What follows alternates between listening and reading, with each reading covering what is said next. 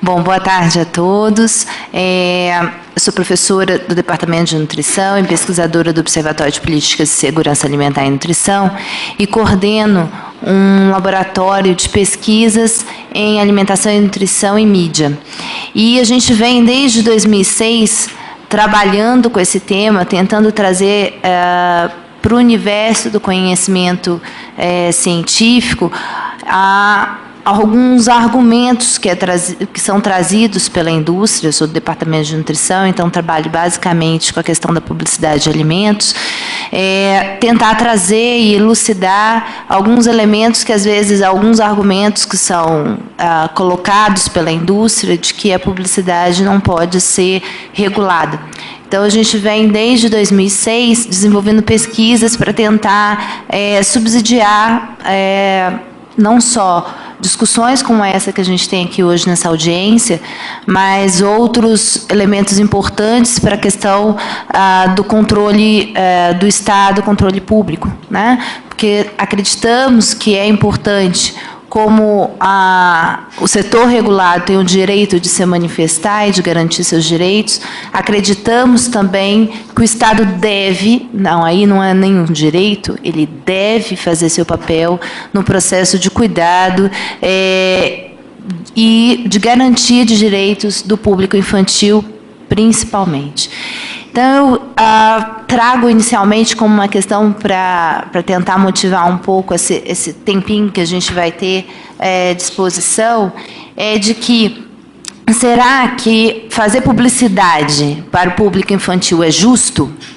E tentar mobilizar na base do direito, ela é legal? Né? E aí é legal, eu uso nos dois termos mesmo, em termos legislativos, e é a questão de ser interessante. Pode ser interessante para o setor que tenta garantir com que seus produtos sejam conhecidos, né? Mas a gente vai tentar discutir aqui um pouco hoje para ver se realmente isso é no campo da garantia de direitos do público infantil e da segurança alimentar, se isso é viável. Pode passar, por favor. Então, a gente tem hoje uma modificação no consumo de alimentos pela população no Brasil, né? Ela vem se comportando de bastante semelhante ao resto do mundo, e a gente vem observando isso também no público infantil. Os dados da pesquisa de orçamento familiar feita em 2008 e 2009 mostra, quando comparada com pesquisas anteriores, que o excesso de peso no Brasil em todos os públicos vem crescendo, e principalmente no público infantil a gente observa, na faixa de 5 a 9 anos, já 1 em cada 3 crianças tem excesso de peso. Tá? E isso tudo associado a um consumo inadequado de alimentos, principalmente alimentos processados com excesso de gordura, sal e açúcar. Então, a gente está vendo um aumento da obesidade e das doenças associadas, das doenças crônicas não transmissíveis. Por favor. Os debates sobre regulação da publicidade de produtos e serviços destinados ao público infantil, ela tem uma dimensão internacional, como foi colocada pelo colega, pelo Igor, né? E a gente vem tentando fazer isso mais proximamente, nessa última década, né? Desde os anos 2000, 2001, e a gente, na publicidade de alimentos, esse processo iniciou principalmente nos anos de 2005.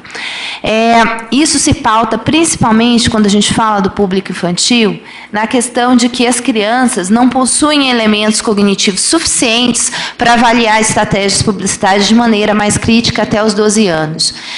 Estudos internacionais, principalmente, mostram isso desde a década de 90, que, principalmente, crianças pequenas, às vezes, não conseguem discernir o conteúdo de um canal de TV, ou até mesmo de conteúdo de revista, ou de uma embalagem de alimentos, do conteúdo publicitário. E ela acaba, nesse sentido, sendo enganada, e aí a gente não está falando só de publicidade para criança, quando a gente fala de publicidade enganosa, né, muitas vezes, por falta o que a gente chama de hipossuficiência cognitiva, né, a criança não tem condições, então, de avaliar, e ela acaba sendo enganada mesmo. Né? Por por favor. Então, a gente tem aí evidências que a publicidade de alimentos, principalmente para crianças, é bastante comum, né? Quando a gente está falando de televisão, a gente está falando de cerca de mais de 95% da publicidade de alimentos na TV é de alimentos com excesso de gordura, sal e açúcar, então de alimentos não saudáveis, e a gente vem ao longo do tempo aí de pesquisas de vários grupos, tanto internacionais quanto nacionais, observando que a publicidade de alimentos na TV, para a criança e para o público em geral, ela é de alimentos que levam o hábito alimentar a um consumo excessivo, né? E uma coisa que é importante sempre a gente discutir na questão da publicidade é que a publicidade não caminha junto com informação e educação. Né, o conceito de publicidade. Por quê? O objetivo da publicidade não é informar. Né? O objetivo da publicidade é vender mais um determinado produto. O máximo que a gente está conseguindo a partir da publicidade é fazer com que as pessoas conheçam mais um tipo de produto do que outro. Agora, tentar assim, comparar produtos através da publicidade é impossível. Né? A publicidade não tem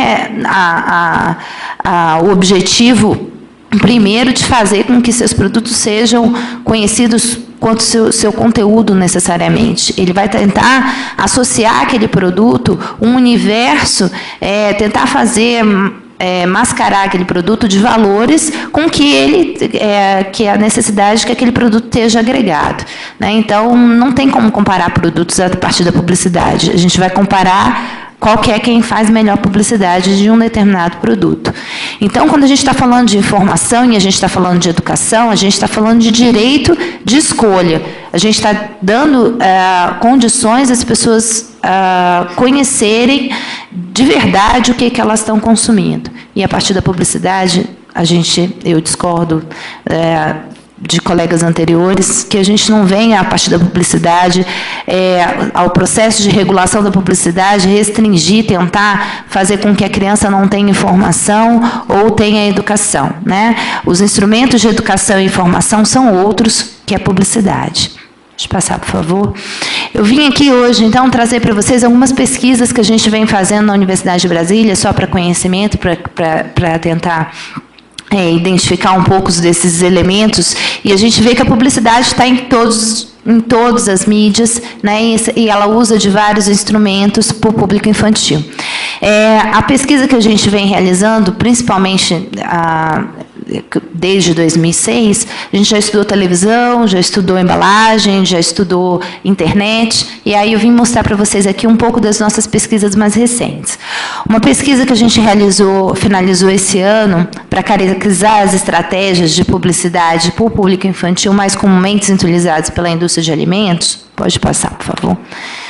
Ela mostra que os alimentos quanto mais publicidade, pior é o conteúdo desses alimentos. Né? A gente tem que esses alimentos hoje, que são anunciados para o público infantil e que usam estratégias nas suas embalagens, têm altos teores de açúcar, gordura, sal, gordura, sódio, gordura tanto trans quanto saturada. Pode passar.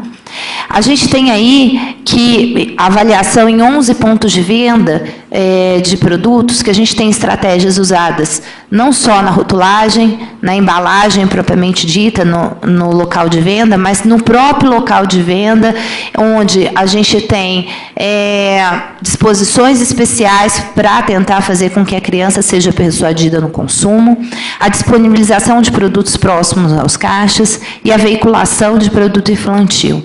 E a veiculação de produto infantil nada mais quer do que tentar fazer com que a criança seja... que ela se identifique com esse universo. Né? E essa identificação com esse universo faz com que, não necessariamente, ela compre o consumo porque ela compre o produto porque ela goste, mas ela começa a pedir o produto porque ela se identifica com aquele personagem infantil. Então, a gente tem um estímulo ao consumo de alimentos não saudáveis com esses produtos. Pode passar, por favor?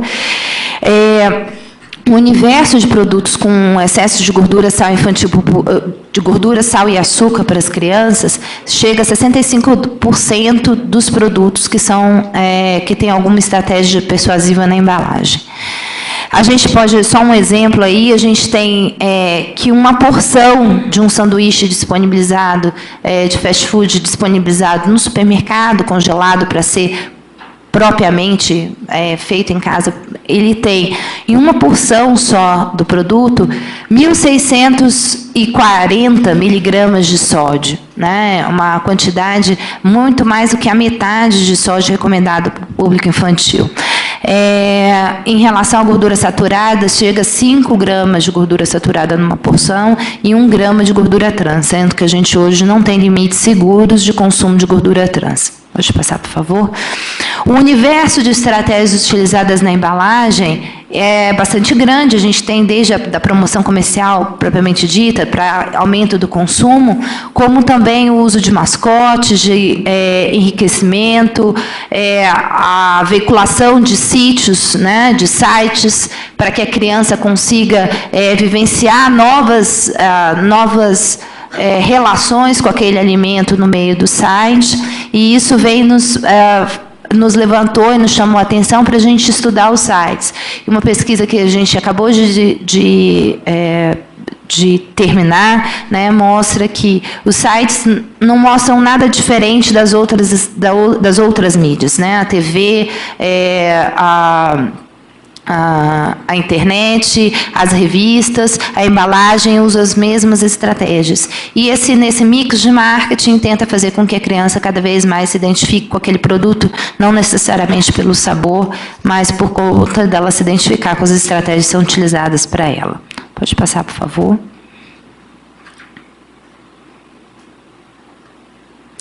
Isso aí é uma publicidade que, apesar de, inicialmente, um exemplo de um produto, que apesar das pessoas pensarem, bom, o que essa publicidade tem de mais? Né? Na verdade, ela tenta associar um produto que tem excesso de gordura, sal e açúcar, dos três, né? E aí a gente tem aí principalmente um produto que tem na sua composição de 30 gramas de produto, 12 gramas de açúcar, né? Então quase 50% do produto é feito de açúcar, com uma veiculação de uma informação de marketing nutricional, em que o consumo daquele produto no café da manhã vai aumentar o consumo, vai garantir 27% do ferro e 31% do cálcio da criança num dia. E o que a gente sabe, na verdade, é que, né, é um produto com excesso de açúcar, que vai aumentar a obesidade, e outro, na verdade, ele traz ali em letras miúdas do lado esquerdo, vocês podem observar, que, na verdade, a garantia dos 31% de cálcio não é do consumo do produto puro, é com mais 125 ml de leite.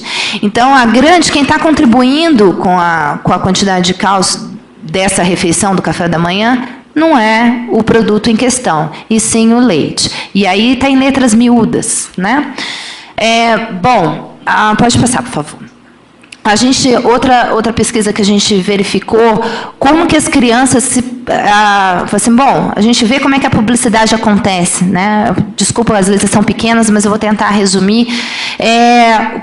Como é que a criança se comporta frente na escolha de um produto, quando ela é mostrada a questão de um produto que tem um personagem infantil e um produto que não tenha um personagem infantil.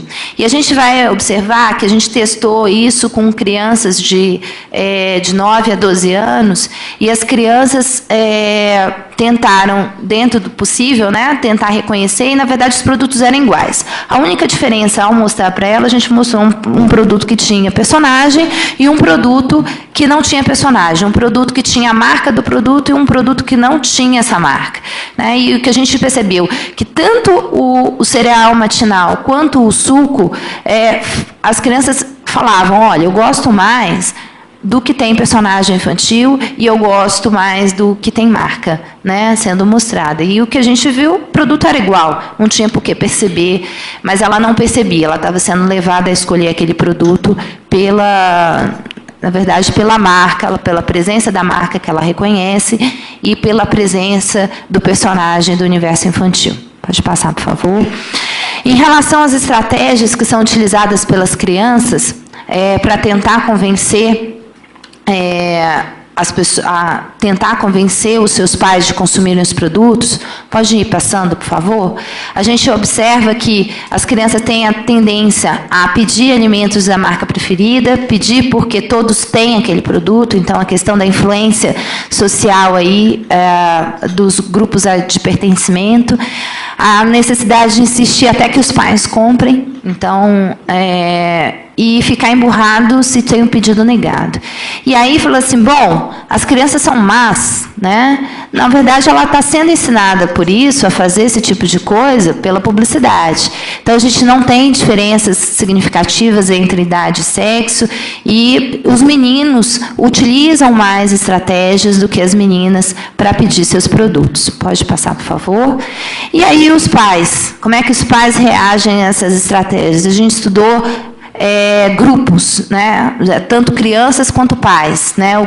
A díade aí, pai e filho, e a gente observou que, por mais que a criança peça, ele tenta negociar com o filho, mas aí a estratégia utilizada é o quê? Bom, para você come um alimento saudável, que eu te dou o não saudável depois. Né? Isso, de certa maneira, no universo que a gente tem de estudos relacionados à psicologia, a gente reforça, inclusive, o comportamento. E a grande parte deles tende a ceder ao pedido do filho para tentar não tornar a relação, inclusive, mais complicada. Né? Esses dados são de pesquisas de mestrandos que